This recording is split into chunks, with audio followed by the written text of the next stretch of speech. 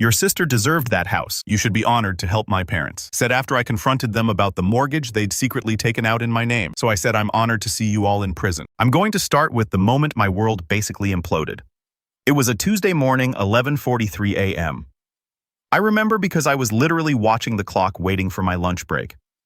I work at a logistics company doing inventory management. Nothing fancy, but it pays the bills. Anyway, I'm sitting in my tiny-ass kitchen. And when I say tiny, I mean if two people are in there at the same time, someone's getting elbowed, eating those 99-cent ramen noodles like the financial powerhouse I am. My phone rings. Unknown number, out-of-state area code. Normally, I'd let it go to voicemail because who actually answers random calls anymore, but I was bored and figured why not. Hello, I say, probably sounding like I had food in my mouth because, well, I did. Is this Nathan Reynolds? The voice was all business.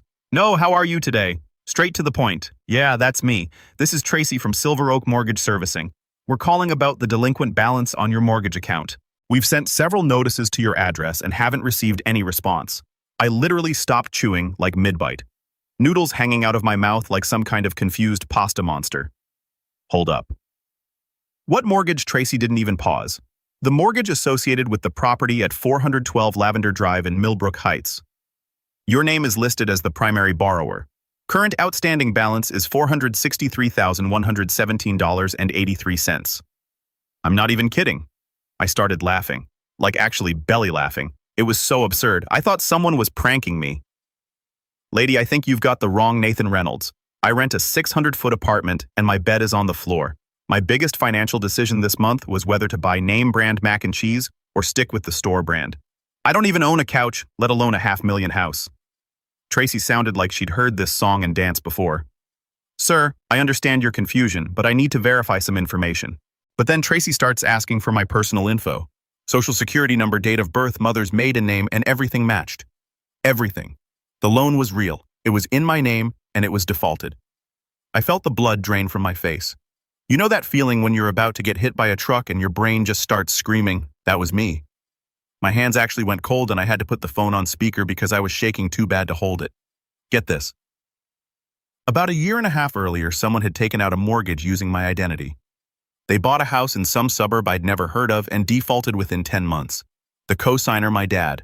That's when everything clicked. And I was about to lose my absolute mind. See, here's the thing about my family that you need to understand. I'm the middle kid. Got an older brother who's basically perfect married, his college sweetheart works in finance, lives in some McMansion with 2.5 kids and a golden retriever. Then there's my younger sister Rachel. She's 27, 5 years younger than me, and she's been the family princess since day one. Rachel's always been finding herself yoga instructor for 6 months, then a life coach, then she was going to be an influencer, always in designer athleisure, always talking about manifesting her dreams and aligning with abundance. My parents have been bankrolling her lifestyle since she graduated college with a communications degree she's never used. Meanwhile, me, I've been working since I was 16. Paid my own way through community college, got a decent job, never asked for handouts. I'm the responsible one who doesn't need help. The invisible kid who just handles his own crap and stays out of the way. But apparently I wasn't invisible enough to keep them from using my identity to buy Rachel her dream house. I hung up on Tracy and immediately called my dad. He answered like he always does, annoyed that someone dared interrupt his retirement. Nate, what's up? Did you co-sign a mortgage with my name on it? Dead silence? Like the kind of silence that's so loud it makes your ears ring. Why would you think that? He finally asked, but way too fast. Like he'd been rehearsing the answer. Because the bank just called me about a house I apparently own, and guess whose name is on it as co-signer? More silence. Then look, calm down. It's not a big deal. Not a big deal. My voice went up about 3 octaves. You used my identity to buy a house. That's literally fraud. She needed help. He said like that explained everything. Help? You signed me up for a $463,000 loan without asking. That's when I heard her in the background, Rachel's voice, all panicked and whispery. Of course she was there, probably lounging on some overpriced sectional sofa in her stolen house, freaking out that her free ride was about to end. I could picture her in those $150 athleisure pants she's always wearing, the ones that cost more than my grocery budget for a month. Then my mom gets on the line. Well, you weren't using your credit for anything important anyway. I had to sit down. I was so stunned I couldn't form words. They talked about my credit like it was some family resource they could just borrow whenever they felt like it. like my financial future was their personal piggy bank. Later, and this part made me want to burn everything down, I found out they'd used an old power of attorney form, one I'd signed when I was 18, so my dad could help me appeal a student loan issue. They kept it for over a decade and used it to forge my signature on mortgage paperwork. When I pulled my credit report that night, it looked like a war zone. Late payments, collections, foreclosure proceedings. My score had dropped from 780 to 520. And me, I was about to get sued for a house I'd never even seen. The next few days were a blur of phone calls, paperwork, and slowly realizing just how deep this rabbit hole went. I called in sick to work and spent 12 hours a day trying to figure out what the hell happened to my life. First stop, the credit report. It was worse than I thought. Not only was there the mortgage, but there were 3 credit cards opened in my name over the past 2 years. All maxed out, all in default. Someone had been living it up on my credit while I was eating ramen and riding the bus to work. I filed identity theft reports with all 3 credit bureaus, froze my credit, sent cease and desist letters to every collection agency that was harassing me. The whole process was like navigating a bureaucratic nightmare designed by sadists. Hold times that lasted longer than some movies. Transfer after transfer to departments that didn't exist. At one point, I spent 45 minutes explaining my situation to a guy who kept asking if I was sure I hadn't just forgotten about buying a house. Yeah, buddy. I definitely forgot about dropping $500,000 on real estate while I'm over here counting quarters for laundry money. But here's the thing. The bank still had my signature on file, a signature my own family had forged. So I did what any reasonable person would do. I started investigating. Turns out Rachel hadn't just moved into this house. She'd been posting about it on social media for over a year. Instagram stories from her dream home, Facebook posts about grateful living, TikTok showing off her walk-in closet. She had a whole highlight reel called House Goals where she's posing in front of granite countertops and a kitchen island that cost more than I make in 6 months. But here's what really pissed me off. While I'm getting collection calls and foreclosure notices, she's throwing parties, wine nights with her yoga friends, manifestation circles in the living room. She even hosted a vision board workshop where she charged people $200 to cut pictures out of magazines in her stolen house. The audacity was unreal. I started digging deeper, called the mortgage company, pretended to be verifying information, found out the application listed my income as $147,000 a year. I've never made more than $63,000 in my life. The employment verification said I was a senior operations director at some company I'd never heard of. So not only did they steal my identity, they completely fabricated my entire financial profile to qualify for the loan. But wait, it gets better. I drove by the house one weekend just to see what $500,000 of my ruined credit had bought. It's in one of those new developments where all the houses look exactly the same and the HOA probably fines you for having the wrong shade of beige mailbox. Big modern with those huge windows that scream, "I have more money than sense." Rachel's white Mercedes was in the driveway. Because of course it was. I sat there for maybe 10 minutes just staring at this house that was technically mine, but that I'd never be able to afford, watching my sister live her best life on my dime. A jogger ran past some soccer mom in designer workout gear that probably cost more than my car payment. She gave me a suspicious look like I was casing the joint. If only she knew I was the guy actually paying for half the houses in this neighborhood through identity theft. That's when something inside me snapped. I'd always been the good son, the quiet one who didn't make waves, the one who cleaned up his own messes and never asked for help. But they'd taken everything from me. My credit, my financial future, my ability to ever buy a house of my own. And they expected me to just smile and take it. Nah, I was done being the family doormat. Actually, scratch that. I wasn't just done being the doormat. I was about to become their worst freaking nightmare. So, here's where I probably should have just called the cops and let them handle it. Normal people would have filed a police report, hired a lawyer, gone through proper channels. But I wasn't feeling particularly normal at this point. I was feeling strategic. See, the thing about being the ignored middle child is you get really good at observing. You learn to pay attention to notice things other people miss. And what I'd noticed over the years is that my family operated on a very simple principle. Rachel gets what Rachel wants, and everyone else figures out how to make it work. Well, I was about to flip that script. First thing I did was document everything. And I mean everything. Screenshots of Rachel's social media posts, photos of her car in the driveway. I even took pictures of her posting packages by the front door. Designer clothes from companies I couldn't pronounce. Organic meal kits that cost more per day than I spend on food in a week. Copies of every letter from the mortgage company. I started a spreadsheet tracking every payment, every late fee, every collection notice. I was building a case like I was the FBI going after a mob boss. The spreadsheet was honestly therapeutic. Color-coded tabs cross-referenced data hyperlinks to supporting documents. My coworkers would have been impressed. I'd never been this organized about anything in my life. But I guess nothing motivates you like righteous fury and the prospect of financial ruin. But I needed help, professional help. So I called my friend Jenna from college. Now, Jenna and I weren't super close or anything, but we'd kept in touch over the years.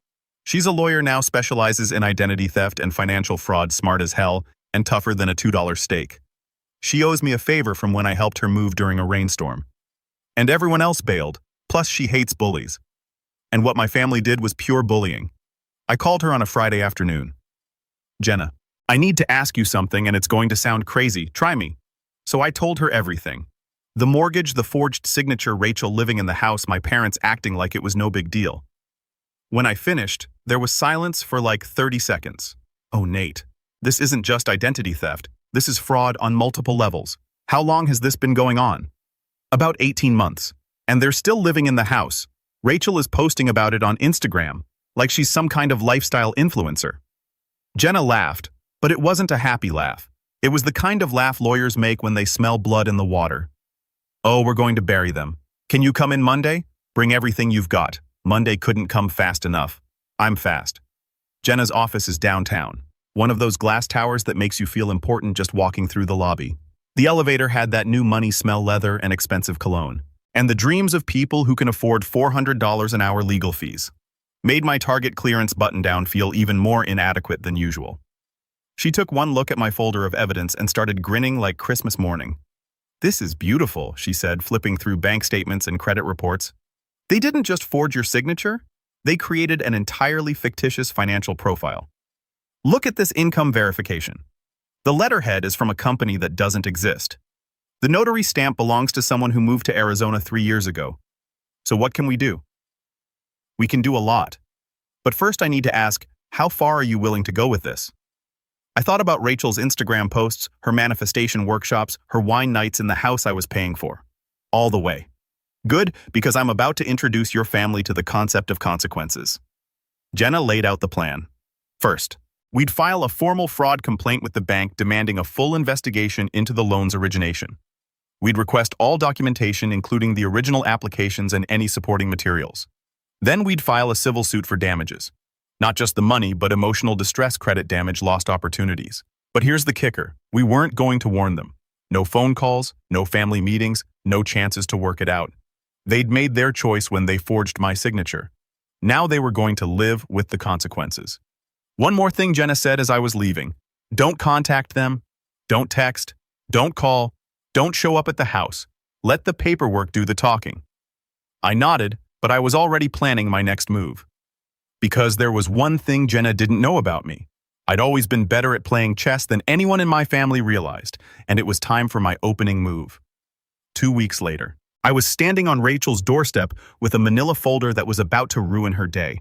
I know Jenna said not to contact them, but I needed to see her face when reality hit. Sometimes revenge isn't just about winning, it's about watching them realize they've lost. I drove out on a Thursday morning, took a personal day from work. No warning, no heads up, just me and a rental car and a folder full of legal documents that would make any normal person stoned. The house looked exactly like Instagram. Perfectly manicured lawn, those expensive-looking decorative rocks, everything screaming, I have money. Rachel's Mercedes was in the driveway, probably detailed and waxed because God forbid anyone thinks she couldn't afford car maintenance. I knocked once, not hard, just enough to make the door rattle. Rachel opened it and for half a second she looked genuinely surprised. Then her face morphed into that fake smile she'd perfected over the years. The one that says, I'm innocent and you're overreacting, Nate. Oh my God, what a surprise. She chirped like she hadn't just financially nuked my life.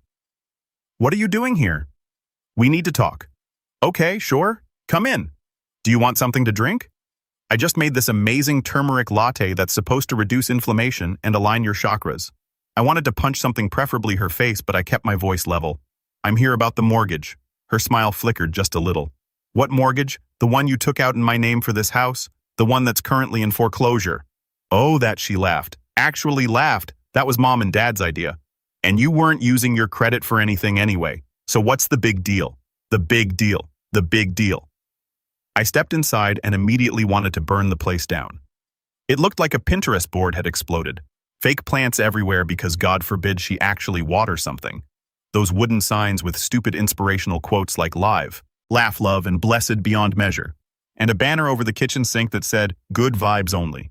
The freaking irony was thicker than the organic coconut milk in her designer refrigerator. The whole place screamed, I watch too many HGTV shows and have no actual personality.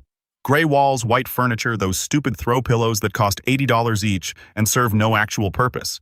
It was like walking through a furniture showroom where someone with no taste had unlimited money to waste. The big deal, I said, pulling out my folder, is that you committed fraud, multiple felonies, actually. I spread the contents across her perfect white coffee table. Bank statements, credit reports, legal documents, and my personal favorite, a cease and desist letter from Jenna's law firm. Rachel's eyes went wide. What is all this evidence? Copies of the forged mortgage application documentation, of the fake income verification credit reports showing what you did to my score identity theft filings. And this. I pulled out the last document, a letter from my attorney. She went pale. Like actually pale. Your attorney? Yeah. Jenna Morrison. She specializes in identity theft and fraud cases. Really good at what she does. She's already filed complaints with the bank and the state attorney general's office. Rachel sat down hard on her pristine white couch. Nate, come on, we're family. Family doesn't forge each other's signatures on $500,000 loans. That's when my parents walked in. Perfect timing, really. They'd probably been listening from the hallway trying to figure out how to spin this. Nathan, my mom, started using that disappointed voice she'd perfected over the years. What's all this about? It's about the mortgage you helped Rachel take out in my name, the one that's destroyed my credit and put me on the hook for over $463,000. My dad crossed his arms using that intimidation pose that worked when I was 12, but just looked pathetic now. Now hold on. This is being blown out of proportion. It was supposed to be temporary. Temporary, I laughed. It's been 18 months. The house is in foreclosure. My credit score dropped 260 points. How exactly is that temporary? We were going to tell you, my mom said. When the sheriff showed up to repossess my imaginary assets, Rachel finally found her voice. I can't afford to refinance. My credit isn't good enough. Not my problem anymore. I started gathering up the papers. See, here's what's going to happen. Jenna's filing a civil suit next week. We're going after damages, the loan amount, legal fees, credit repair costs, emotional distress. The bank is conducting a full investigation into the fraudulent documents, and the state attorney general is looking into potential criminal charges. The room went dead silent. My dad's mouth was opening and closing like a fish. My mom looked like she was about to cry. Rachel just stared at me like I'd grown a second head. You can't be serious, my dad finally said. Dead serious. You used me. You forged my signature. You ruined my credit to buy Rachel a house she couldn't afford. And then you expected me to just smile and pay for it. I headed for the door, then stopped. Oh, and Rachel, nice Instagram posts, by the way. Really helps establish that you've been living here knowingly and willfully. Jenna's going to love those. I walked out and didn't look back, but I could hear Rachel starting to cry through the door. Good. It was about freaking time. You know what they say about revenge? It's a dish best served cold. But what they don't tell you is how satisfying it is to watch everything fall apart in real time. 3 days after my little visit, Rachel called me 6 times. I didn't answer. Then came the texts. Nate, please call me back. We need to talk about this. The bank called. They're asking all kinds of questions. Mom's having chest pains. You're literally giving her a heart attack. Fine. Be a jerk, but this isn't over. I screenshotted everything and forwarded it to Jenna. Evidence of continued harassment and guilt manipulation. She said, keep them coming. The next week, things started getting really interesting. See, Jenna had this friend Alicia who worked in compliance for Silver Oak Mortgage, the same company that was about to repo Rachel's dream house. Alicia couldn't give us inside information, but she could make sure our fraud complaint got the attention it deserved. And boy, did it get attention. Turns out when you file a fraud complaint with enough evidence to bury a small city, banks take notice. Silver Oak launched a full internal investigation into the loan's origination. They pulled every document, interviewed every employee who touched the application, and started asking some very uncomfortable questions, like how did a logistics coordinator with a $63,000 salary qualify for a $463,000 mortgage? The math doesn't even work if you throw in my excellent credit at the time. Banks have these little things called debt-to-income ratios that prevent regular people from getting loans they can't afford. Apparently, my fictional alter ego made enough money to laugh at such pedestrian concerns. And why was the income verification printed on letterhead from a company that didn't exist? I actually Googled the company name, Pinnacle Logistics Solutions. Zero results, not even a placeholder website or a LinkedIn page. They literally made up a business just to fraud me into home ownership. And who the hell was this notary who supposedly witnessed my signature, but had been living in Arizona for 3 years? The deeper they dug, the worse it got for my family. The fake income docs, the forged power of attorney, the completely fabricated employment history. It was fraud so obvious a blind man could see it. But here's my favorite part. Remember those credit cards that were opened in my name? Turns out Rachel had been using them like her personal ATM, designer clothes, spa treatments, her stupid manifestation retreats. She'd racked up over $40,000 in debt across 3 cards, all in my name, all while posting about financial freedom on social media. The receipts were wild. $400 for something called Reiki energy cleansing, $200 for crystal-infused water therapy, a $1,500 charge to a place called Divine Feminine Awakening Retreat, where apparently you pay premium prices to sit in a circle and talk about your feelings while eating overpriced organic snacks. Jenna subpoenaed her bank records as part of the civil suit. What they showed was beautiful. Rachel wasn't just broke. She was hemorrhaging money like a fire hydrant. Personal trainers, life coaches, something called crystal healing therapy that cost $300 a session. And my personal favorite, a $7,000 retreat called Manifest Your Millionaire Mindset. The woman who couldn't afford her own mortgage was paying $7,000 to learn how to think rich. Meanwhile, every single payment on the house until they stopped had come from my parents' account. So they took out a loan in my name, never told me paid it themselves until they ran out of money, then let it default and stuck me with the consequences. The freaking audacity was breathtaking. But wait, it gets better. Because while Silver Oak was doing their investigation, they had to halt all foreclosure proceedings, which meant Rachel got to keep living in the house while they figured out if the loan was legitimate. So of course she decided this was all going to blow over. She kept posting on Instagram inspirational quotes about weathering life storms and staying aligned with abundance during challenging times. She even did a whole Instagram live about how negative energy from family members can block your manifestations without a trace of irony. Kept throwing her little parties. Wine nights where she and her equally delusional friends would drink $30 bottles and talk about their journeys. Even started a GoFundMe for unexpected legal expenses where she painted herself as the victim of a family misunderstanding. The GoFundMe description was a masterpiece of delusion. Hi, beautiful souls. As many of you know, I'm going through a challenging time with some family drama that's affecting my living situation. Some people don't understand the power of manifestation and abundance, and they're trying to use legal tactics to block my blessings. Any support would be deeply appreciated as I navigate this difficult journey. I'm not kidding. She literally crowdfunded her legal defense for committing fraud against her own brother, and people donated. Apparently, there's a whole community of idiots out there who believe that financial responsibility is just another form of negative thinking. That's when I knew she still didn't get it. She thought this was just another mess that mommy and daddy would fix. Another problem that would go away if she ignored it long enough. She was about to learn how wrong she was, because Jenna had been busy, while Rachel was manifesting her way out of consequences. Jenna was building a case that would make prosecutors weep with joy. She documented everything. The forged signatures, the fake income verification, the fraudulent credit applications. She'd interviewed witnesses, gathered evidence, and prepared a civil suit so airtight it could survive a nuclear blast. But the real kicker, she'd also sent everything to the district attorney's office. Because identity theft isn't just a civil matter, it's a felony. And when you steal over $500,000 using someone else's identity, prosecutors tend to take that personally. The criminal referral went through on a Tuesday. By Friday, Rachel had 2 detectives at her door asking some very pointed questions about mortgage fraud and identity theft. I found out because she called me sobbing, begging me to make this stop. I let it go to voicemail. Then I played the message for Jenna while we had coffee. That sound, Jenna said, stirring her latte.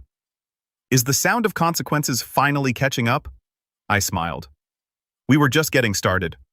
The criminal investigation moved faster than I expected. Turns out when you hand prosecutors a slam dunk case with more evidence than they know what to do with, they don't waste time. Detective Martinez called me on a Monday morning. Professional, straightforward, no nonsense.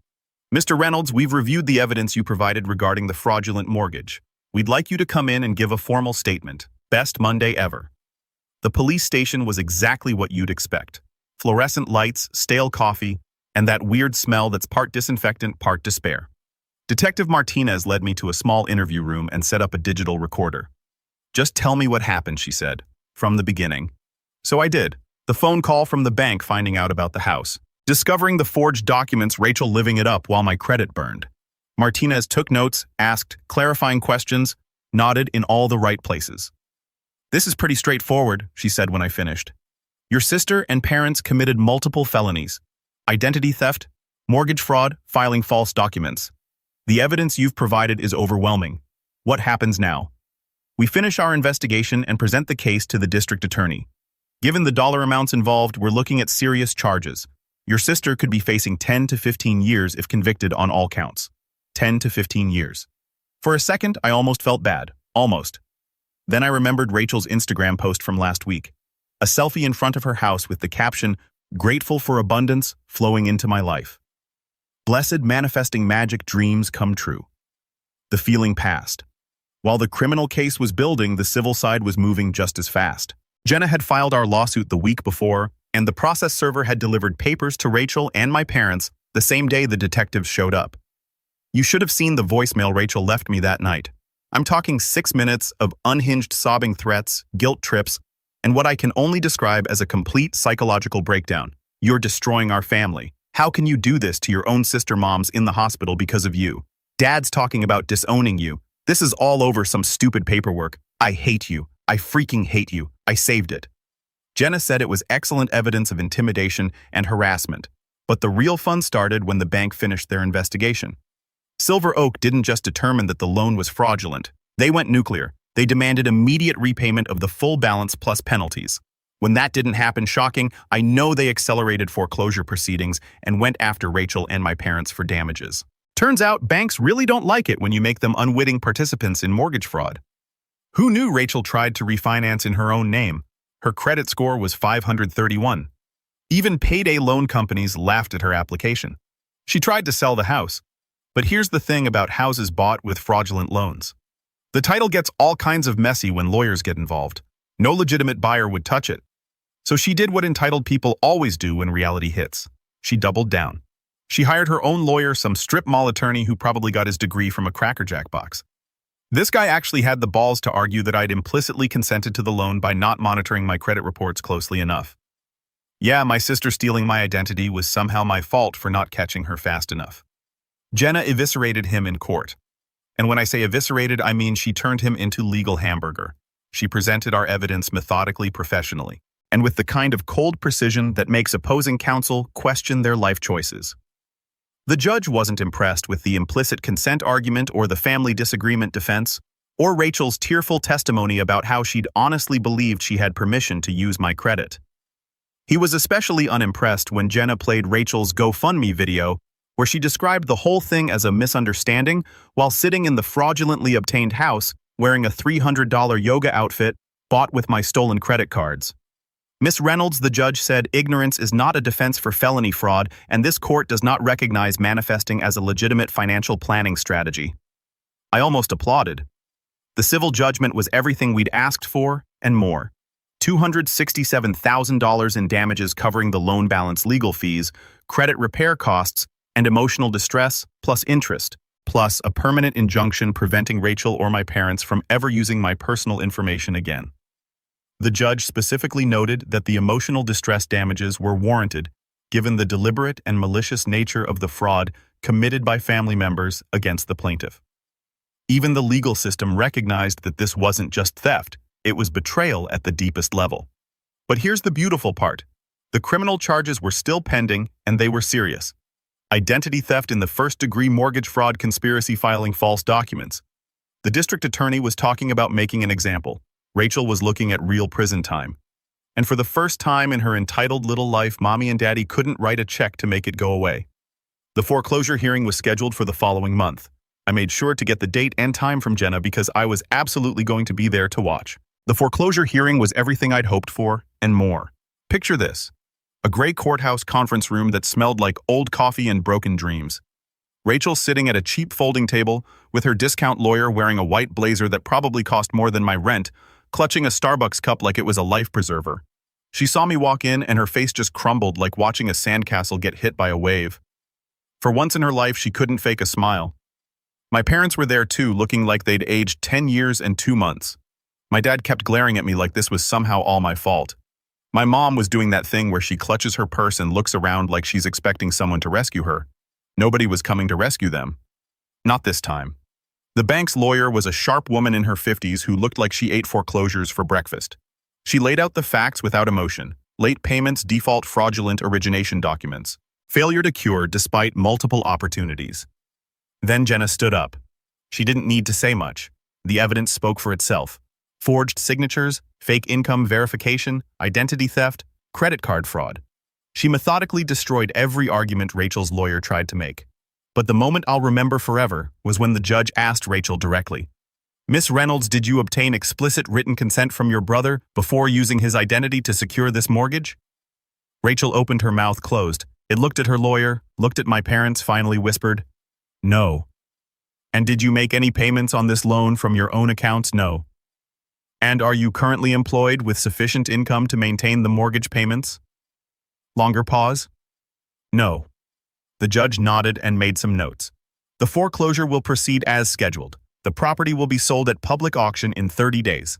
Mr. Nathan Reynolds is hereby released from all liability pending resolution of the criminal fraud case."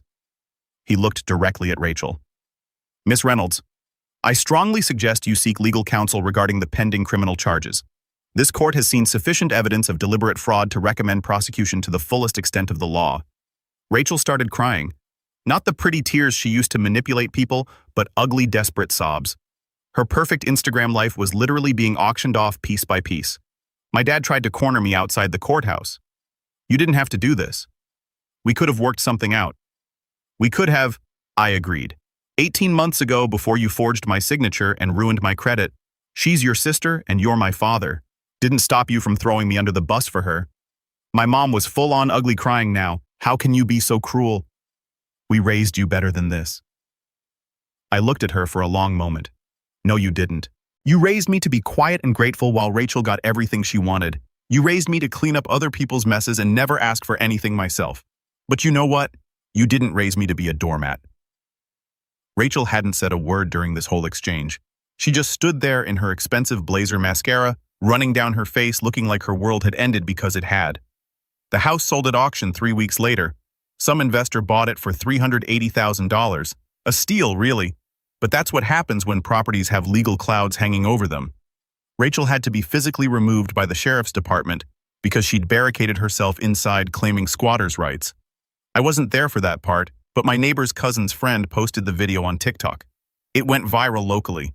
Influencer dragged out a foreclosed dream house, got like 200,000 views. The criminal trial took 8 months. Rachel pled guilty to avoid prison time. But she still got 3 years probation, 500 hours of community service, and a felony record that'll follow her forever. My parents got 2 years probation each as co-conspirators. The civil judgment still haven't seen a dime. Rachel's broke. My parents sold their retirement condo to pay lawyers, and you can't squeeze blood from a stone. But that's okay. I never expected to collect. I got something better than money. I got my life back. My credit score is back up to 720. I bought a small condo last month. Nothing fancy, but it's mine in my name with a mortgage I can actually afford. I sleep on a real bed now, not a mattress on the floor. Got a couch too. Even splurged on one of those fancy coffee makers. Rachel.